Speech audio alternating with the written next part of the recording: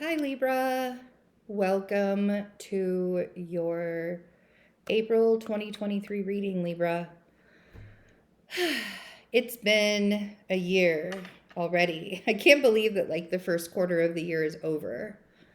It just went by really, really fast. So, let's talk about the astrology for April. Just a couple of things that are pretty big, essentially. The Libra full moon that's happening on April 5th. So it's either going to be really late April 5th or it's going to be really early in the morning April 6th. I don't know what my cat's crying about, but what? What's wrong? He's just talking. Just talking. So that's going to be happening in your first house. So this Libra full moon, your full moon, is going to be is linked to the eclipses that are happening in October. So this is the last full moon before the Aries total solar eclipse on April 19th. That's happening at 29 degrees Aries, and that's going to be happening in your 7th house. And the cool thing about the solar eclipse is this is the second Aries new moon. So the first Aries new moon that we had was 2 weeks ago, and it was at 0 degrees. So it was a real jumping off point. And this one is at 29 degrees, which is the anaretic degree of fate. So there are definite endings that are going to be happening. Like when we have it at this 29th degree, the energy of Aries is amplified. The energy of, what's happening with the sun is amplified. So, eclipses, here we are. Hi, buddy. Eclipses are definitely a time to close things. He just wants to throw things around. Hold on a second. Wow.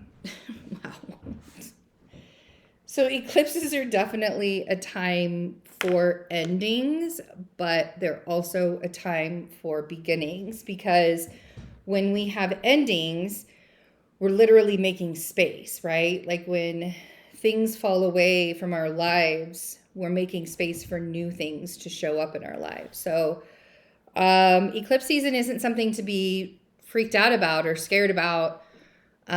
Just like all of astrology, it's just about your awareness. It's about paying attention and seeing the relationship that you have. But this Libra full moon is going to be giving you clues as to what it is that you want to pay attention to for this eclipse season. And the Aries new moon is going to be, or the Aries solar eclipse is going to be giving you clues about, where in your relationships have you forgotten about yourself? That's going to be a really big theme for you, because it's going to be on this first axis, this first house, 7th house axis for you. On May 5th, we will have, I say we because I'm a Libra rising, so this is the energy that's working on with me too, right? With us over here. May 5th, we have the Scorpio eclipse, the full moon Scorpio eclipse happening in our 2nd house. So, and then in October, we're going to have a full moon in Taurus happening in our 8th house. So there's the 2nd house and the 8th house axis is also going to be lit up for these eclipses. And so really paying attention in big ways when it comes to your own value and your own worth and how you're showing up for yourself within all of that. If your job does not reflect how you feel about yourself, like if your job is soul sucking, this eclipse is going to show you. It's going to tell you this eclipse season. So pay attention to that. And also, on top of all of this, we also have Mercury retrograde. Mercury begins retrograde on April 21st, which is just a couple days after the eclipse, and will be retrograde until May 14th, when he turns direct, and this is in Taurus. So this is happening in your 8th house. So, which is very interesting. Like the position that I'm in right now, it's like the opposite of what should be happening for the astrology. So it'll be very interesting to see how this all works out, because Mercury retrograde in the 8th house, like, pay attention if you have to sign any documents when it comes to other people's property. If you have to get a loan for something, really pay attention to the details. Dot all of your I's, cross all of your T's with all of the information. Make sure that you are being honest. You don't want anything to come back and bite you in the ass later. And that's the whole point with Mercury retrograde. Mercury deals with communication. And if we are not able to communicate with other people respectively, and if we're not able to work with other people's values and morals respectively, it's gonna, that's something that will always, that's always like a karmic lesson that will come back and bite us in the ass later.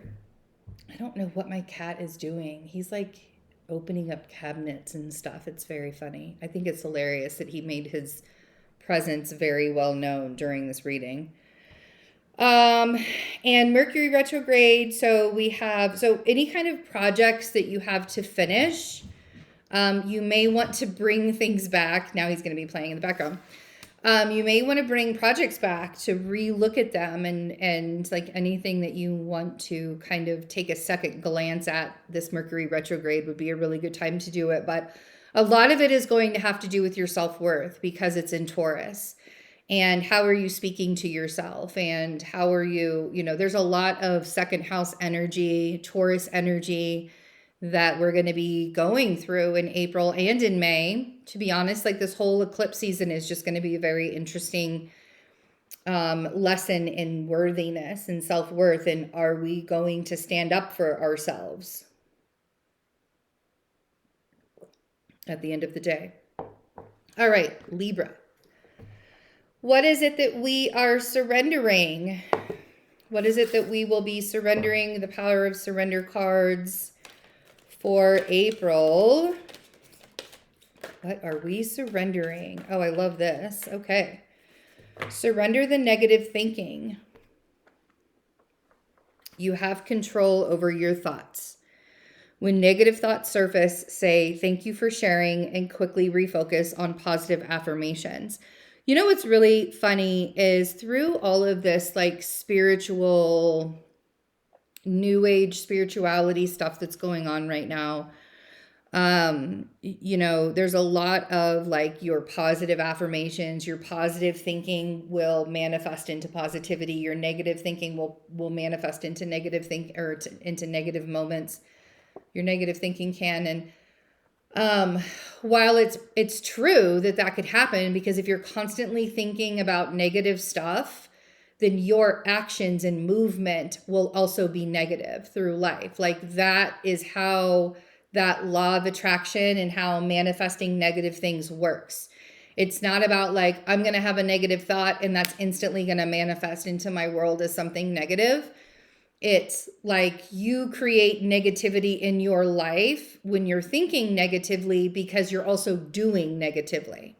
Do you see? Like, if you're thinking that like nobody cares about you and nobody loves you and nobody gives a shit about you, and you're having all these negative thoughts about yourself, do you actually think you're going to take good care of yourself? Do you think you're going to take care of your physical? Do you think you're going to take care of, do you think you're actually going to want to do things that make you feel better if that's what you're constantly negatively thinking about, right? So if there's always this negative thought process, then you're going to do things that are negative also, and that's how that manifests. Okay, he's up in the window. You can't see, it's all glaring, but it'll manifest that way too. Same with positive. If we're thinking positively, I work a lot with the 12th house, 6th house axis in my natal chart, because there's a lot of powerful energy in that axis. And the 6th house, 12th house axis reminds us that it's, the Virgo Pisces axis. And it reminds us that if we're mentally, 12th house, if we're not mentally doing well, we're not going to take care of our physical, which is the 6th house. And if we're physically not doing well, 6th house, it affects our mental capacity, 12th house. So all that negative thinking stuff, we want to remember that the negativity is because of the actions that we take after having negative thoughts. Okay, so one more. All right. Okay. So you're finding some clarity. There's some clarity that's coming out of some intuitive moments. 6 of Pentacles was the first card that came out, and then we have the High Priestess. So you could be dealing with a Pisces, especially since we have the King of Cups down here. But we have the High Priestess, and then we have the Sun. That's the top row.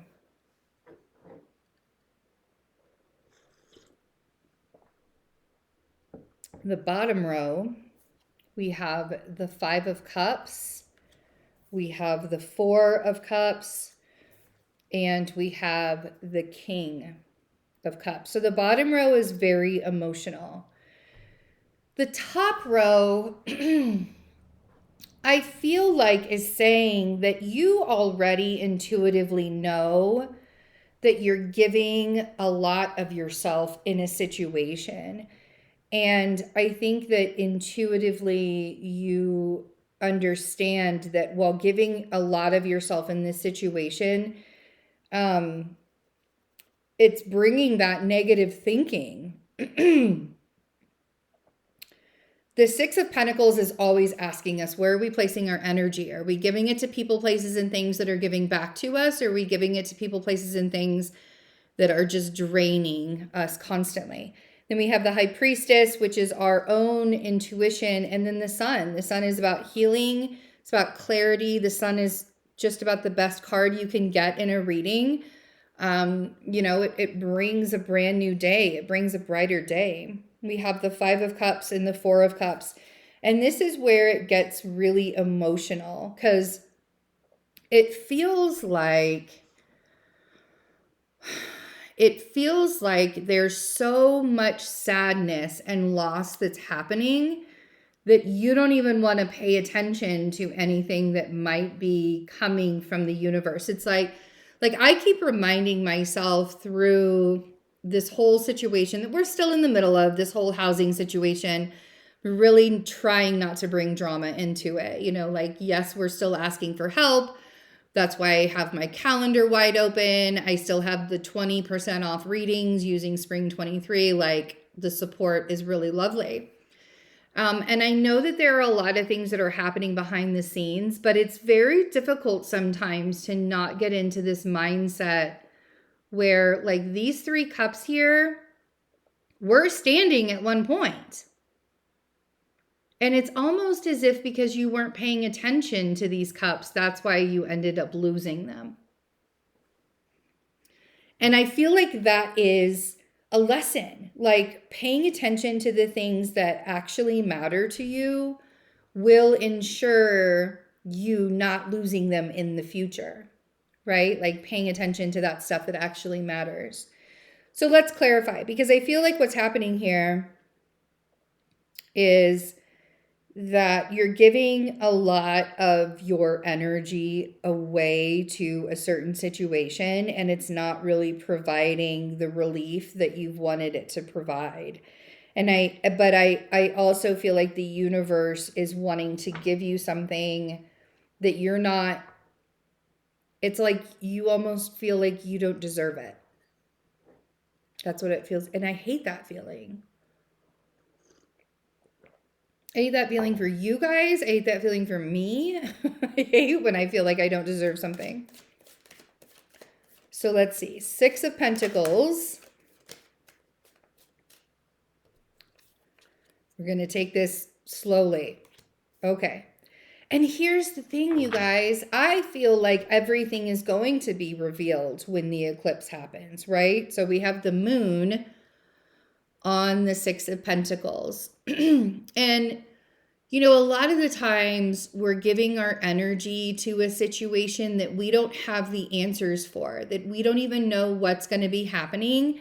And I think that can be discouraging too. But that's where you remember, like I was talking about before, like that's where you remind yourself, oh, wow, things are happening behind the scenes. Oh, wow, like there are still people that are supporting, even if it doesn't feel like it's, this like massive support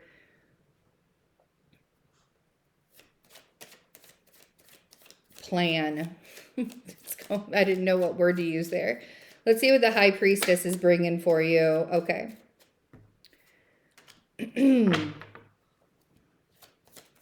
It's almost as if you don't even know where your energy is going at this point. Like you're not even sure, you're not even sure where your energy is meant to be going. We have the Nine of Pentacles on the High Priestess. Like this screams, like that you're meant to be independent. You know that it's time for you to get that independence. The Nine of Pentacles is about being independent and abundant all on your own. And you can, that doesn't mean that you don't have people there to help you or anything like that, but you feel like there's this journey that you're on right now, and it really is kind of a loner's journey in a way. The Earth sign, I think that there's some revelations that are happening around the Earth sign, but I also think that there's going to be some healing that's going to be happening around the Earth sign. But with that sun there, and the King of Pentacles, it feels very much like something is going to be revealed. And I feel like it's going to be revealed about the Earth sign. And it may have everything to do with the fact some of you may end up being single, and you're being single because you have to reveal that to the Earth sign, or maybe you're revealing it to the fire sign, or I think it's funny that every single sign is here except for yours. Bottom of the deck is the Knight of Wands. Okay. The path is weary. That's what it feels like. The path feels very bumpy, very weary, very, not so, it's not smooth by any means at all. So we have this Page of Pentacles on the Five of Cups. And the Page of Pentacles, so the Page of Pentacles can represent a couple of things. First, it can represent this Earth sign over here that they're not really giving much to you. They're the bare minimum. There's somebody that gives you the bare minimum, and that can really, really, really bring you down, right? The Page of Pentacles for some of you could represent the fact that you're on the beginning of a journey, and it's very heavy. Like this reading feels kind of heavy, Libra. Like it does not feel like this is an easy time for you. But I do feel like in a way, even if it's not easy, you're still bringing attention to the fact that you're like standing up for yourself. The sun started to come out as I was saying this. It's like you're standing up for yourself. You're creating this confidence inside of you that you probably haven't felt in a while, right? And it's after a time of revelation. Like there's some revelations that are going to be coming up, with this eclipse, like eclipse revelations will be happening, it feels like. So we have the King of Wands on the Four of Cups. So you could be very ignored, could be feeling kind of ignored by a fire sign right now. And this King of Cups over here kind of makes me I kind of want to say that this is your energy. I feel like you're in this reading, you're really in your feelings in this reading in a big way. And I feel like there's, there's this possibility that you're just kind of protecting yourself at this point.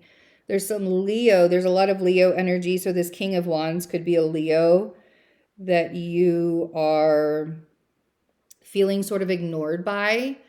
But the Strength card on the King of Cups makes me feel like a really big time of resilience for you. I like to remind people when it comes to the Strength card that this isn't just about being strong. This is about taming your demons. You know, the Strength card is an angel taming a lion whose mouth is like literally wide open. Like she's controlling the way his mouth goes, right? That's the king of the jungle. It's the beast, the mighty beast, right? So you're really taming your demons in April in a really big way. And I think that the eclipse is going to bring some revelations. And so I don't want you to get stuck in the gloom and doom. I don't want you to get stuck in the I don't know what to do. I don't know what to do. The bottom of the deck, we have the Knight of Wands. See, this is exactly what I'm saying. The Knight of Wands and the Hanged Man. Like that is some stuck energy right there. Like back and forth. I don't know what to do. I don't know what to do. I don't know how to get myself out of this. And when in doubt, when you're trying to get yourself out of a situation that you don't know how to get out of, it's always about coming back to yourself every single time. Coming back to yourself, coming back to yourself, coming back to yourself. No matter what comes out, no matter what you hear, no matter what revelations, intuitively, it's time to take my medicine. Intuitively, you already knew. You already knew that this was coming. Intuitively, you could already feel that it was time for you to stop giving so much of yourself. And so now it's just happening.